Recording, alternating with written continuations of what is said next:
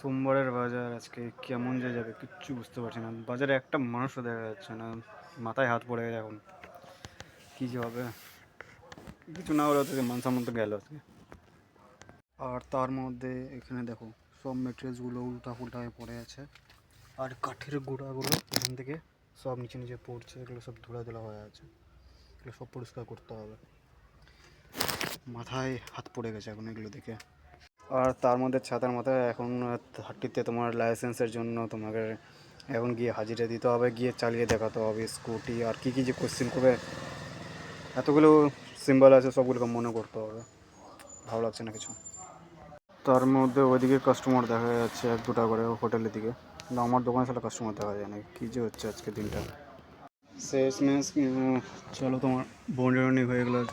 আর দু চারটা জিনিসও বিক্রি করলাম। একটা ট্র্যাক প্যান্ট, তারপরে হাত মোজা, এইসব করে এখন যে মানুষ তো বাঁচলো। বাকি প্ল্যানটা ধীরে ধীরে করতে হবে। এখন মোটামুটি 8টাতে দোকান খোলা আছে। পড়াটা পড়া দেবে এখন, হয়ে থাকলে টেনশন ফ্রি একটু। ছাতার মাথায় এখানে দেখো টাওয়েল খোলা আছে, হাত মোজা খোলা আছে, এদিকে তোমার পর্দা সর্দাগুলো খোলা আছে। এগুলো যাওয়ার মতো রাখতে হবে এটা। আর বাজারে কাস্টমার কম হওয়ার কারণটা হচ্ছে তোমার সামনেই, এখান থেকে 100 মিটার দূর হবে। তো ওখানে মেলা বসে গেছে, আর 1 মাসের মেলা। সবাই ওখান থেকে নিবে, এখন কম দামে জিনিস পাচ্ছে।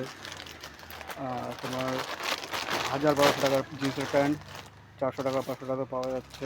জ্যাকেটও ওরকম 2000-2000 টাকা দামের জ্যাকেট মোটামুটি 800-900 টাকা পাওয়া যাচ্ছে। বাজার কেন আসবে মানুষ, এটা হচ্ছে সবথেকে বড়ো কারণ।